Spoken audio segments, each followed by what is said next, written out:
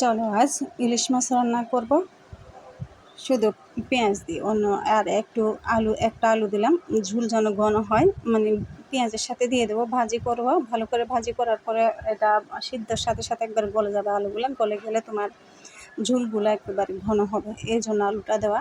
পেঁয়াজ দিলাম, আমি আদা বাটা রসুন বাটা আর কিছুই ব্যবহার করিনি, শুধু পেঁয়াজ দিয়ে রান্না করবো, তাই পেঁয়াজের সংখ্যাটা একটু বেশি দিছি। তো এগুলো একদম গোলাপি কালার হওয়া পর্যন্ত অপেক্ষা করব।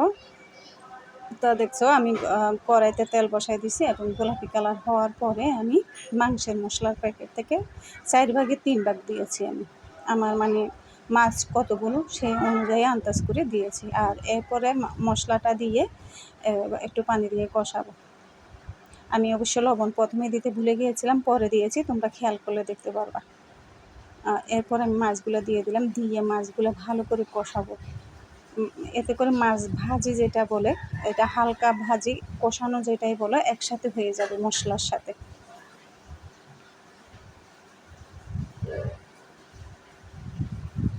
আজকে অনেক কাজ করছি, তারপরও বলতেছি যে না, ভিডিওটা দেওয়া হইতেছে না, তাই তাড়াহুড়া করি করলাম, এডিট করলাম, ভয়েস দিলাম। সময় লাগে, আসলে সব কিছু করতে সময় লাগে।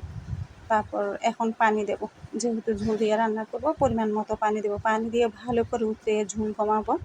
এতে করে মাছ সিদ্ধ হয়ে যাবে, মশলা আরও ভালো করে কষবে। মশলাগুলা পেঁয়াজ আলু যেগুলো দিচ্ছে এগুলো একবারে ঘন হয়ে যাবে, ঝোলের সাথে মিশে যাবে, মিশে এগুলো ঘন হয়ে ঝোল হবে এবং খেতে খুব সুস্বাদু হবে।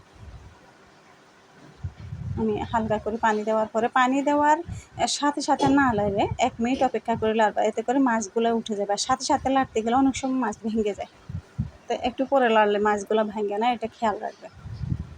এরপর ভালো করে উতরাইছি। আমি উতরানোর পরে আমি লবণ হয়েছে কিনা দেখলাম, লবণ দিছি না। এরপর আমি লবণ অ্যাড করবো এগুলোর সাথে। লবণ অ্যাড করে কিছুক্ষণ রেখে দিলে হয়ে যাবে। রান্নার সাথে সাথে তার খাওয়া হয় না, কিছুক্ষণ রেখে দিলে এগুলো লবণ ঠিকঠাক সবগুলোর মধ্যে মিশে যাবে, এতে কোনো টেনশন নেই।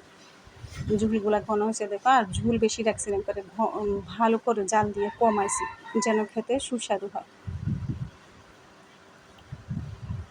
খেতে খুবই স্বাদ হয়েছিল, তোমরা ট্রাই করে দেখতে পারবে। ইলিশ মাছগুলো খুব বড় ছিল না, ছোট, এই জাটকা বলতে পারো, জাটকা ইলিশ যেটাকে বলো ওইটাই। খেতে খুবই সুস্বাদু হয়েছিল, ট্রাই করে দেখতে হবে। ঝুলের কালারটা অনেক সুন্দর হয়েছিল।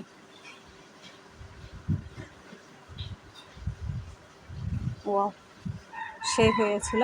তাড়াহুড়ার মধ্যে ভিডিওটা করছি, খুবই সুন্দর হয়েছে দেখো।